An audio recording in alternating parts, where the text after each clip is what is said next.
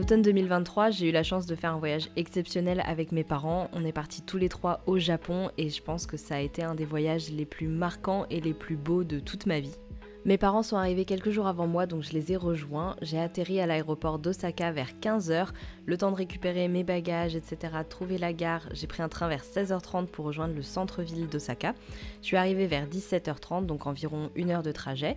Puis j'ai pris un taxi depuis la gare pour arriver au Airbnb et je suis enfin arrivée à destination vers 18h30, donc quand même un petit périple. Le Airbnb était vraiment très sympa dans un quartier qui s'appelle Tanimachi, juste à côté du château d'Osaka et environ à 15 minutes en métro de ce qu'on pourrait qualifier d'hypercentre d'Osaka. C'est ma mère qui a choisi tous les logements pour ce voyage et elle avait super bien choisi. Je trouve que celui-ci est très chaleureux, très cosy et j'aime beaucoup en fait tous les détails qui rappellent un peu l'architecture et le design japonais un peu plus traditionnel. C'est quelque chose que mes parents aiment beaucoup, donc ça se reflète un peu dans le choix des logements. Ça c'est la vue depuis la cuisine et est-ce qu'on peut parler de ce petit chat qui bronze ? Et c'est parti, je vous emmène découvrir Osaka avec nous.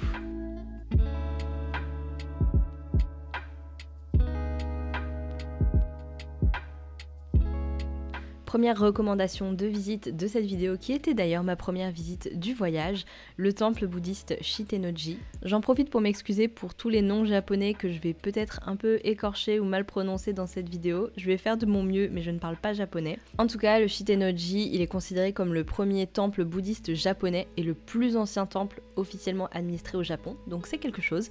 Il y a une magnifique pagode à 5 niveaux et ce très beau pavillon aussi. Et juste à côté, on a un marché aux puces avec plein d'objets vintage. Ce qui m'a beaucoup étonnée d'ailleurs parce qu'il y a beaucoup de vie je trouve autour des temples et des lieux spirituels, il y a des stands de nourriture, il y a des vendeurs, c'est pas du tout la même atmosphère un peu austère ou solennelle qu'on a en Europe. Ce que j'ai trouvé très intéressant en arrivant au Japon et à Osaka, c'est de constater le contraste entre la modernité des villes et le côté traditionnel qui reste très présent. Et je trouve que le château d'Osaka, ça représente parfaitement ça. C'est un château qui a été construit à la fin du XVIe siècle. C'est un des châteaux les plus célèbres du Japon dans un parc de 6 hectares, donc une belle balade en perspective. Vous pouvez visiter l'intérieur pour voir un musée avec des expos sur son histoire, etc. Mais surtout, c'est un château du XVIe siècle au milieu de gratte-ciel. Je trouve ça incroyable. Maintenant, on va parler nourriture. Donc sachez tout d'abord qu'au Japon, on peut très bien manger, je trouve, dans les convenience stores, donc les 7-Eleven, les Lawson. C'est ce qu'on faisait pour le petit déjeuner et parfois pour le dîner aussi. Mais sinon, il y a évidemment énormément de choses. Il y a le quartier Nakasaki où vous avez des petites boulangeries, des petits coffee shops un peu sympas. Et si vous allez au Japon, je vous recommande de tester le melon pan. C'est trop bon. Pour manger à Osaka, il y a aussi le quartier Nipponbashi qui est, je pense, un peu ce qu'on s'imagine d'une grande ville au Japon. Donc très animé avec les façades très colorées, des logos, des pancartes partout. Vous y trouverez notamment un food market, donc un marché couvert avec énormément de stands. Nous, on avait choisi un restaurant qui propose du oden. C'est ce qu'on pourrait un peu qualifier de pot-au-feu japonais, entre guillemets, avec du tofu, de la gelée de konjac, des œufs, et tout ça c'est bouilli dans du miso. C'est hyper bon, très réconfortant. On avait aussi pris de l'anguille, des makis aux œufs de poisson et des tempura. Je suis sûre qu'il y a plein de très bons restos de sushi à Osaka, mais il y en a un que j'ai testé et que j'ai beaucoup aimé qui s'appelle Sushi Daripin. Vraiment, les sushis sont 10 fois meilleurs que ce qu'on a l'habitude de manger en France, que moi déjà perso j'adore, mais là c'est vraiment autre chose. Et c'était vraiment pas cher. J'ai pris plus de choses que ce que je montre en vidéo et c'était moins de 4 €. Ensuite, j'ai une adresse pour échapper au côté bruyant et intense du quartier d'Otonbori. C'est ce resto à la devanture très mignonne. L'intérieur est sans chichi et on a mangé des très bons udon au tofu pour moi et pour mes parents, des nouilles au fish cake et des tempura de crevettes. Si vous voulez faire du shopping à Osaka, il y a des boutiques vraiment un peu partout, mais un quartier sympa pour ramener des choses typiques du Japon, c'est le quartier Namba, où on trouve des rues commerçantes avec par exemple des boutiques d'ustensiles de cuisine, des wok, des paniers vapeur, des baguettes, des théières, donc à la fois des choses un peu plus encombrantes, peut-être plus pour les locaux, mais aussi plein de choses sympas à ramener. Il y a aussi quelques quartiers que je voulais vous partager où on va pas forcément avoir une attraction en particulier, mais c'est sympa de s'y promener, de s'imprégner de l'atmosphère. Je pense notamment au quartier de Nakasaki au nord d'Osaka, donc c'est un quartier branché, un peu hipster, où on va trouver des petits cafés, des friperies, et moi j'ai beaucoup aimé m'y promener et découvrir les petites rues, je trouvais ça vraiment très sympa. On passe à Osaka by Night avec le quartier très animé de Dotonbori qui est d'ailleurs une des premières attractions touristiques d'Osaka et le fameux Glicoman. Et au milieu de toutes ces pubs, ces affichages lumineux, on trouve quand même des petites rues plus calmes, enfin un petit peu plus calmes, avec par exemple des temples. Ce qui, encore une fois, je trouve, représente assez bien la dualité ou le côté très contrasté du Japon avec l'ultra-modernité, le côté ultra-intense, ultra-consumériste qui s'oppose au minimalisme très zen et aux traditions.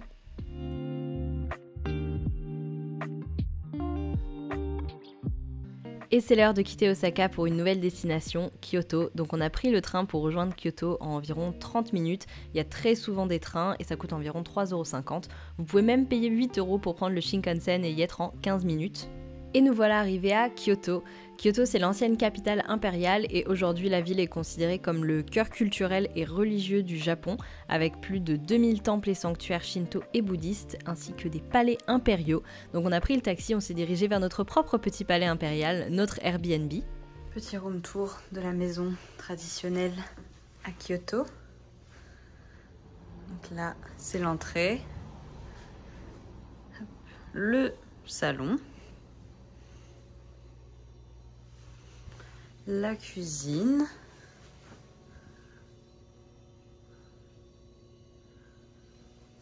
Ensuite, l'étage.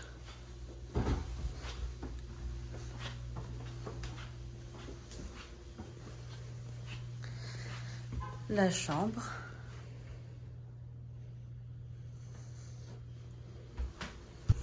La salle de bain.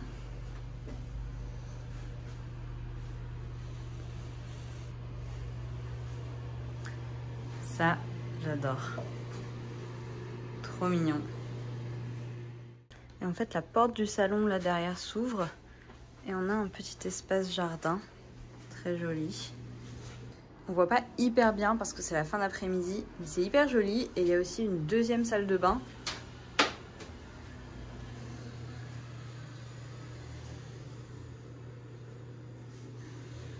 Voilà.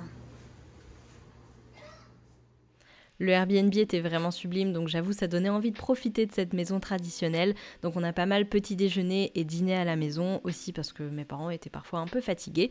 Donc par exemple là on avait commandé des gyoza sur Uber Eats, où on pouvait aussi ramener des choses du marché, par exemple ce taiyaki, une gaufre fourrée à la pâte de haricots rouges sucrés très typique, ou alors on allait chercher notre repas chez 7-Eleven ou Lawson comme les locaux et on ramenait des sushis qui franchement se défendaient très bien.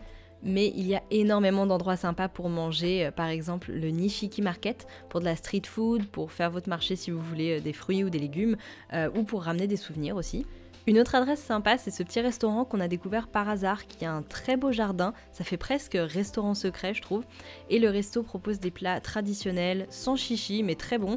La carte est courte, ce qui est souvent bon signe, l'atmosphère était très chill, très agréable et c'était pas très cher, 8-9 € par plat. Si vous allez au Japon, vous devez absolument manger un ramen, c'est un de mes plats préférés et on a testé celui-ci qui était très bon. Le bol était immense pour 8-9 €, mais franchement il y en a tellement que vous trouverez forcément un bon ramen. Mais assez parlé nourriture, il y a tellement de cultures à découvrir à Kyoto, à commencer par le temple bouddhiste Ryoanji, qui veut littéralement dire temple du repos du dragon, et qui abrite un des jardins secs les plus célèbres du Japon que vous voyez à l'écran. Fun fact, il est composé de 15 pierres que vous pourrez jamais voir en même temps depuis le point de vue principal, ce qui symbolise l'imperfection et l'importance de voir les choses dans leur ensemble. Ce temple fait partie du patrimoine mondial de l'UNESCO, donc s'il vous fallait une raison supplémentaire pour y aller, c'est bien la preuve que ça vaut le détour. Personnellement, c'était une de nos visites préférées. L'entrée est à 500 yens, ce qui fait environ 3,20 €, donc c'est vraiment pas très cher. Il y a un très beau jardin aussi, hyper agréable, très reposant, avec un étang avec des nénuphars. Et quand on a fini de faire le tour, on arrive à un de nos highlights du voyage, un restaurant de tofu particulièrement charmant. Le lieu est vraiment sublime. Et surtout, ma mère voulait absolument y aller et on n'arrivait pas à réserver, donc j'étais trop contente qu'on puisse avoir une table. C'est un restaurant où on mange assis sur les tatamis et c'est de la nourriture végétarienne puisqu'on est dans un temple bouddhiste zen et que les moines bouddhistes mangent végétarien. Donc le menu est très court mais c'est absolument délicieux et l'expérience est super. C'est vraiment du tofu, du riz et des condiments, mais j'ai trouvé ça exceptionnel dans sa simplicité. Et fun fact, pour les puristes dans la cuisine bouddhiste, les condiments forts comme l'oignon ou l'ail sont évités pour pas distraire de la méditation et de la contemplation. Beaucoup de fun facts pour vous aujourd'hui, mais sincèrement ce resto il est super, c'est pas cher en plus, c'est environ 10 € par personne, donc si vous avez l'occasion, franchement rien que pour la vue et le cadre, ça vaut le coup. Une autre visite très belle que je peux vous recommander, c'est le temple du Pavillon d'Or. C'est un temple du XIVe siècle recouvert de feuilles d'or et qui surplombe un étang. Vraiment très beau. C'est considéré comme un chef-d'œuvre de l'architecture japonaise et l'entrée coûte 3 €. En revanche, comme quasiment partout à Kyoto, il y a beaucoup de monde, donc privilégiez les horaires plus tôt ou plus tard dans la journée si vous le pouvez pour éviter les foules.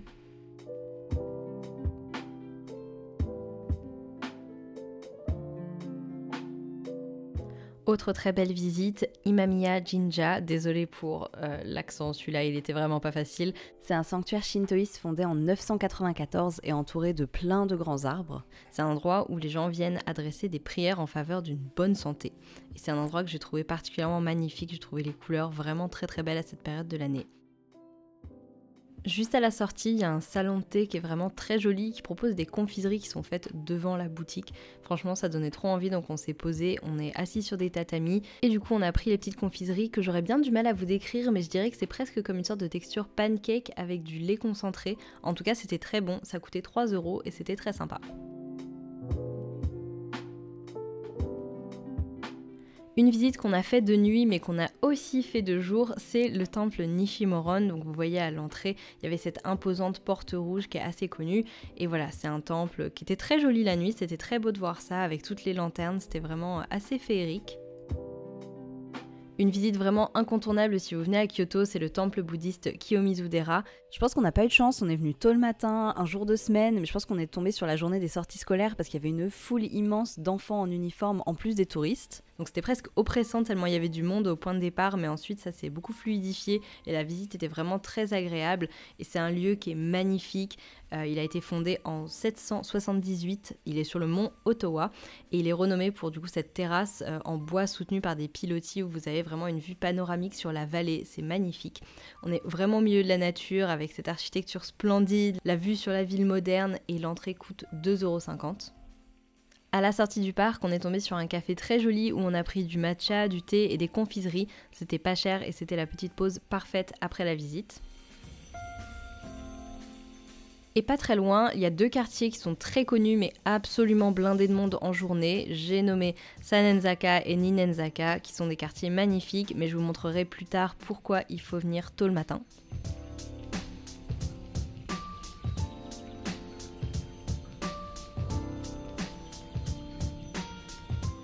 Une autre visite et encore un temple parce que voilà, j'étais avec mes parents et ils adorent visiter les temples. C'est le temple Shoren-in qui date de la fin du XIIIe siècle. Il est absolument sublime. J'ai vraiment eu un coup de cœur pour le jardin qui était exceptionnel, je trouve. Voilà, vraiment très beau. J'ai pas forcément d'autres mots, mais c'est vraiment magnifique. Encore un temple, celui-ci est vraiment juste à côté du Shoren-in, c'est le Shion-in. C'est un temple bouddhiste avec cette porte d'entrée immense qui est la plus grande du genre au Japon d'ailleurs. La cour principale faisait un peu grise et un peu austère, mais quand on va dans les jardins, c'est vraiment magnifique. C'est très beau, j'ai adoré cette partie du jardin avec les buissons comme ça qui sont taillés, on dirait presque des nuages. On a une très belle vue sur la ville également et encore une fois, il y a un immense parc où on peut se promener, où il y a d'autres temples dedans, enfin, c'est hyper riche culturellement.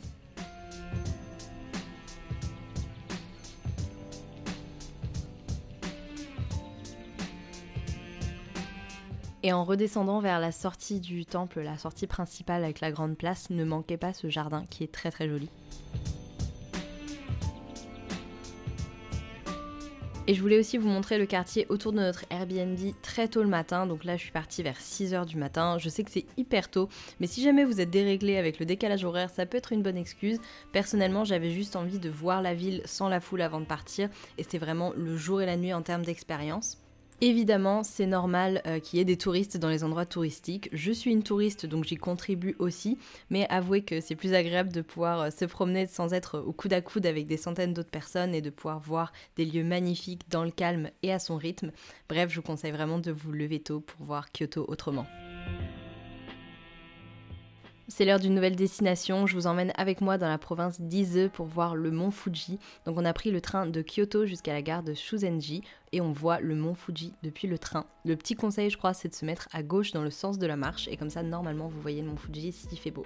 Le trajet se fait super facilement, en fait je crois que c'est la route qui va vers Tokyo, mais nous du coup on a changé de train à Mishima je crois et on est parti vers le sud. Le trajet dure 3 heures en tout avec le train Shinkansen au début et un train un peu plus régional par la suite et ça coûte environ 50 € de mémoire. Donc on est arrivé à la gare de Shuzenji où on a pris une voiture pour pouvoir voilà, se promener un petit peu plus aisément.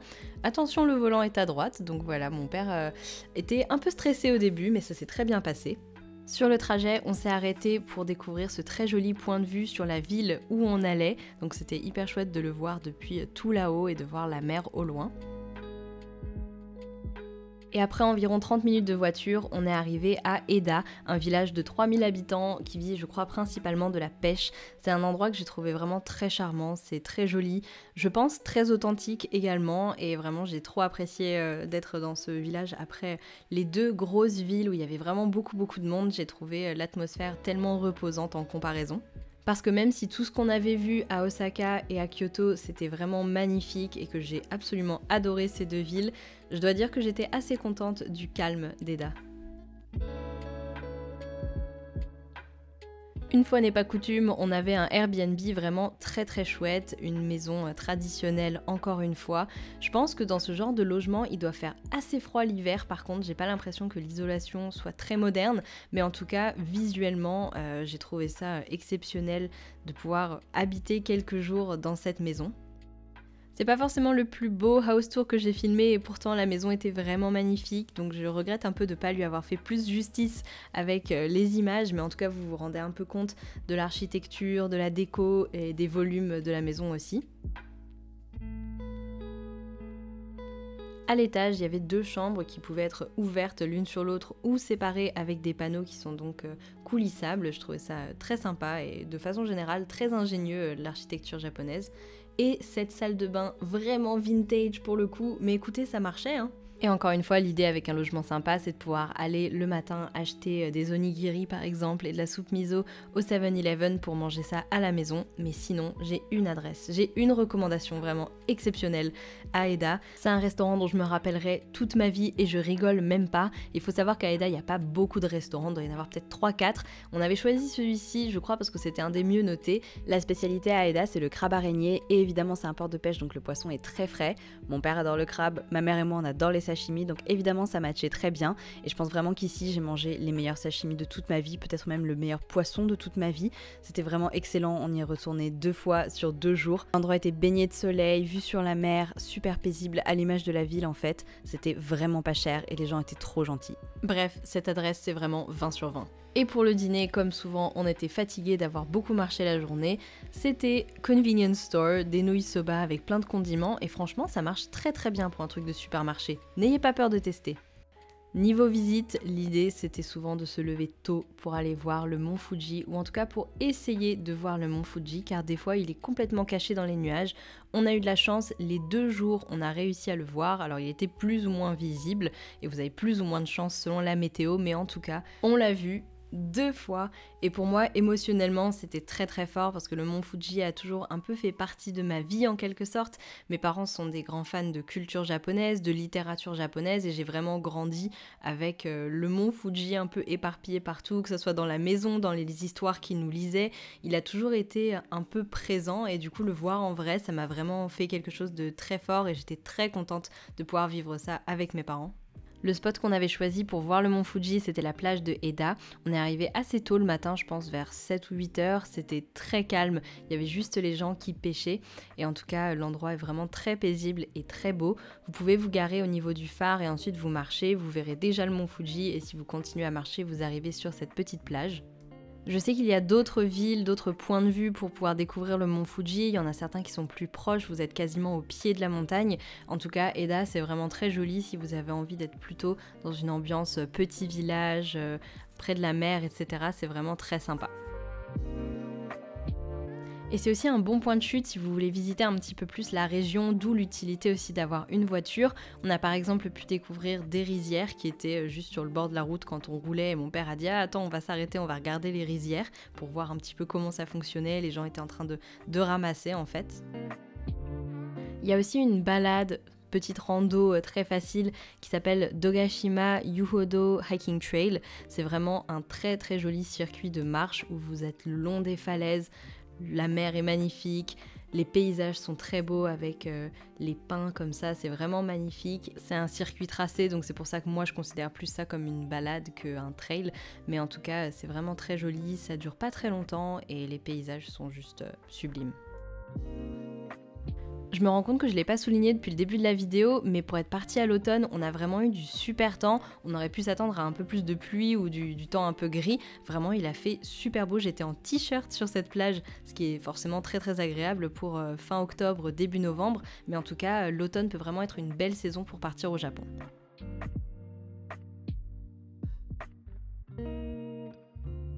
Et c'est déjà l'heure de quitter la charmante et paisible province d'Ise pour nous rendre dans notre prochaine destination, Tokyo. Mais avant ça, un petit arrêt par Shuzenji pour découvrir la ville qui est très charmante également.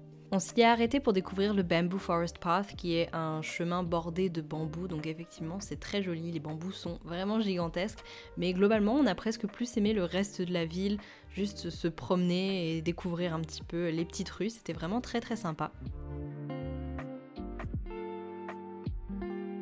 Avant de repartir, on s'est arrêté dans un café où on a pris une glace au matcha et je crois un latte au hochija, je suis plus très sûre mais je crois que c'était ça. On a pris le train et après 2 heures, on était à Tokyo. On a encore pris un café parce qu'on avait un peu de temps à tuer avant de pouvoir récupérer notre Airbnb et j'en profite pour vous recommander la chaîne de café Blue Bottle Coffee qui existe un petit peu partout dans le monde. Ensuite, on a pris le taxi direction notre Airbnb et pour le coup, celui-ci, je ne vous le recommande pas. L'annonce était assez mensongère, les photos correspondaient pas, donc on était assez déçus, surtout que c'était assez cher. Donc voilà, en soi, il est pas horrible. Je dois même avouer que j'aime bien la vibe un peu vintage, un peu vieillotte de la salle de bain ou de la cuisine par exemple. Mais voilà, on était quand même pas contents parce que c'est pas du tout ce à quoi on s'attendait. Dommage. Ce qui ne nous a évidemment pas du tout empêché d'apprécier Tokyo et d'aller aussitôt découvrir la ville. Un endroit très sympa pour se promener, c'est le long de la rivière Sumida. Vous avez une voie piétonne où vous pouvez du coup marcher au bord de l'eau, c'est vraiment très joli et je trouve particulièrement beau au coucher de soleil. On va pas se mentir, Tokyo by Night c'est un peu une vibe et un endroit que vous ne devez pas manquer même si c'est juste pour quelques secondes parce que c'est un peu iconique à Tokyo, c'est le Shibuya Scramble Crossing. Alors oui c'est extrêmement intense, à un moment je ne savais plus où étaient mes parents, j'ai failli paniquer, mais c'est marrant à faire comme expérience. Un quartier que j'étais trop contente de voir en vrai, en personne, c'est Harajuku. Quand j'étais ado, j'étais assez fan du style Lolita, Harajuku Girls, tout ce qui était kawaii. Donc pour moi c'était vraiment la découverte d'un quartier un peu iconique. Si vous voulez faire du shopping à Tokyo, vous allez être servi. Il y a une rue que je vous recommande, c'est Kappabashi Street. Vous pouvez retrouver plein de choses, notamment des ustensiles de cuisine, de la déco, des choses comme de la vaisselle par exemple. Donc pas mal de choses sympas à ramener, à offrir ou à garder en souvenir. Un produit que je trouve assez fascinant, c'est ces répliques de plats en plastique qui sont très importants pour plein de restaurateurs qui veulent vraiment avoir les répliques les plus réalistes possibles. Et en fait, c'est vraiment un artisanat ici. J'ai vraiment adoré le style des japonaises, il y a énormément de looks que j'ai croisés dans la rue où je me suis dit waouh ça c'est magnifique, j'aurais jamais pensé à porter ça comme ça. Et il y a un centre commercial à côté de notre Airbnb dans le quartier Ebisu qui avait plein de boutiques un peu dans ce style là. Il y a vraiment énormément de boutiques de fringues, pas mal de centres commerciaux aussi je pense. Mais là, on prend le bus pour aller dans un quartier qui n'est pas vraiment un quartier de centre commercial, mais plutôt un quartier un peu branché, un peu bohème. J'ai beaucoup aimé le quartier Shimokitazawa, on a plein de petits cafés, des concept stores, des friperies, c'est vraiment un quartier très sympa. Ce que je trouve assez marrant, c'est que j'ai remarqué qu'il y avait pas mal de noms de commerces ou de produits qui étaient en français, comme ici Détour à Bleuet, qui veut fondamentalement pas dire grand chose en français, donc j'avoue ça m'a fait sourire. Mais en tout cas, cette boutique était pépite, il y avait plein de produits hyper mignons. La boutique parfaite pour ramener des souvenirs et les vêtements étaient très très jolis aussi. Comme je vous le disais, il y a aussi plein de friperies. J'ai trouvé un super petit haut en dentelle dans cette friperie-ci et dans celle-ci, un magnifique kimono en soie vintage pour 20 € qui était trop trop beau. Dans cette boutique, il y avait des pièces vintage de très belles marques, notamment cette robe vintage Louis Vuitton que je n'ai pas prise et j'avoue je regrette un petit peu parce qu'elle était vraiment pas très chère. J'étais pas sûre du style et finalement je me dis que franchement c'était une bonne affaire. Mais en tout cas sachez que le Japon c'est un marché super intéressant pour tout ce qui est luxe de seconde main. On est aussi allé dans cette immense boutique de disques qui est sur 3 ou 4 étages qui s'appelle Tower Records à Shibuya. Mon frère voulait qu'on lui ramène quelques vinyles un peu exclusifs, donc on est allé chercher ça là-bas et il y avait un choix monstrueux. Et justement, dans le quartier Shibuya, il y a énormément de boutiques, donc si vous êtes venu pour faire du shopping, vous allez forcément trouver votre bonheur. Bon, et à Tokyo, on a aussi très bien mangé, donc parlons un peu food. Je vous disais tout à l'heure que les noms de commerce avaient parfois des noms français. Ce café s'appelait Ballon d'essai, c'est pas trop drôle. En tout cas, même si le nom du café était un peu chelou, le matcha était très bon. Quand je faisais mon shopping dans le petit quartier un peu bohème de Shimokitazawa, je suis tombée sur ce petit restaurant tenu par une dame avec une carte super courte, donc vous me connaissez, c'est un bon signe. L'endroit était vraiment cosy, une atmosphère très décontractée, sans chichi. J'ai pris un bol de soupe de nouilles, des edamame et du thé et j'en ai eu pour 7 € pour tout et en plus c'était très bon.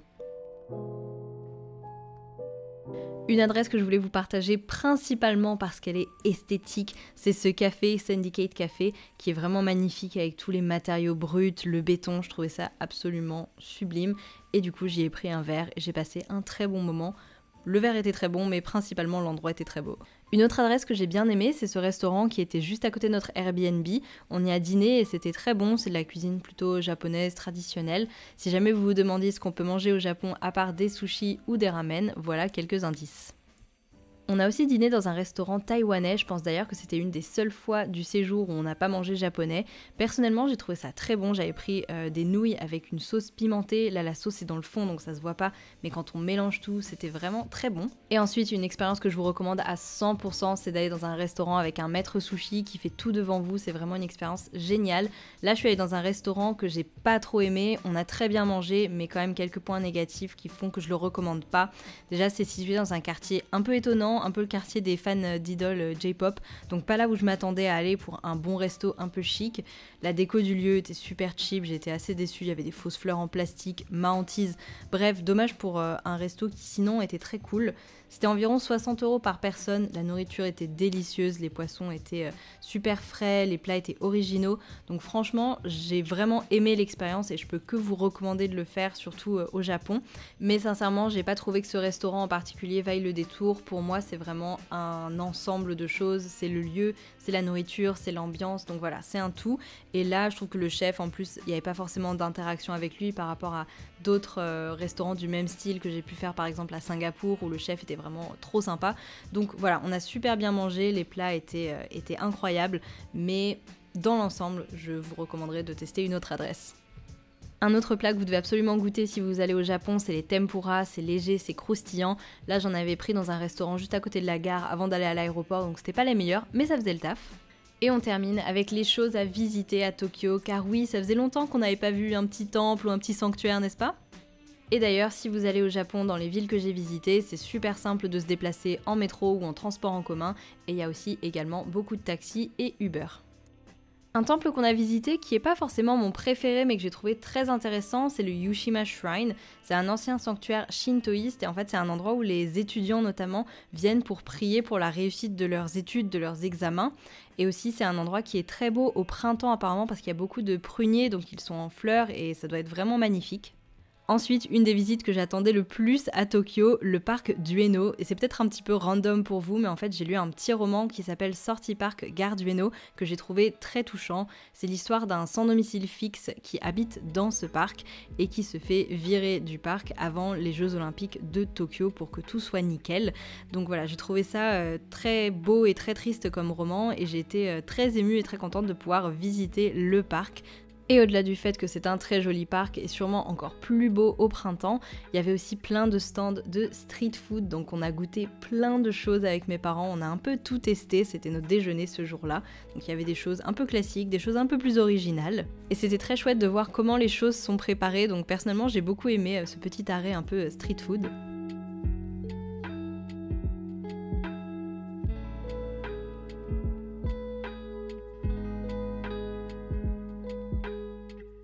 Les prochaines vidéos ont été filmées par mes parents qui voulaient aller voir le palais impérial de Tokyo. Spoiler alert, on ne peut pas le voir de l'extérieur, donc ils ont juste vu le parc qui est autour du palais, mais ils m'ont envoyé les vidéos parce que j'étais partie faire un peu des friperies, on avait un peu séparé les équipes, et du coup ils m'ont pris quelques vidéos pour le vlog, et c'est vraiment trop mignon.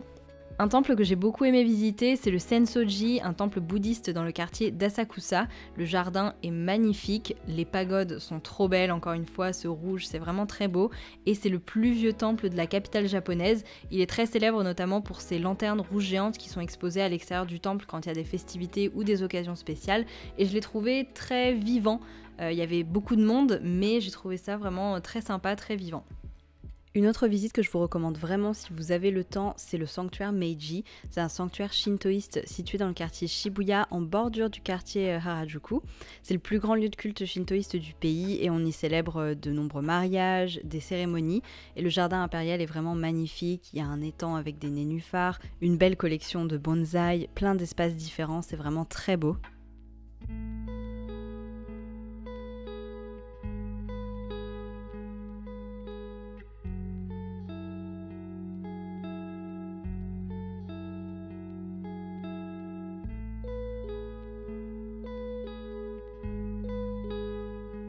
Je vais clore cette vidéo avec 3 coups de cœur. Le premier, c'est le Shinjuku Gyoen Park, le jardin impérial national de Tokyo. C'est un très grand parc à l'ouest de Tokyo et c'est sûrement un de mes favoris, si ce n'est mon parc favori de toutes les visites. Je trouve qu'il a un peu une petite ambiance Central Park à Tokyo.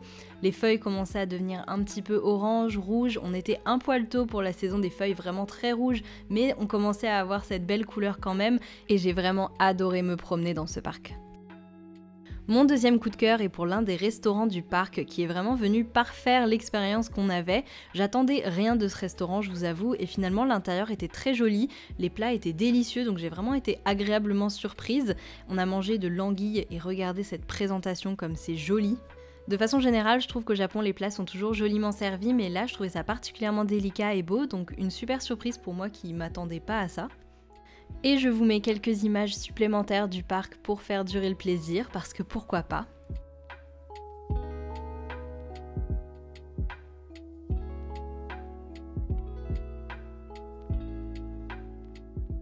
Pour notre dernière soirée, comme on avait le vol assez tard dans la nuit, on a décidé d'aller voir une vue de Tokyo la nuit d'un point de vue qui est super, qui est gratuit, ça s'appelle le Metropolitan Government Building. Donc vous avez juste à faire la queue pour pouvoir rentrer et là vous aurez accès à une vue sublime sur la ville, vraiment magnifique. La façon parfaite de terminer ce séjour et de terminer cette vidéo. J'espère sincèrement qu'elle vous aura plu et qu'elle vous aura donné envie de visiter le Japon. C'est un pays magnifique qui vaut vraiment le détour.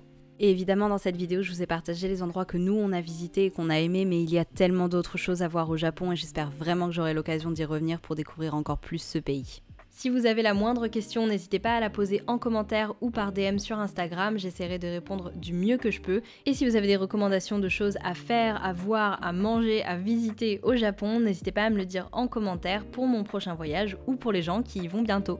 Merci beaucoup d'avoir regardé cette vidéo, si elle vous a plu, un petit like, ça fait toujours plaisir. Je vous retrouve très bientôt pour de nouvelles vidéos et en attendant, prenez soin de vous. Ciao!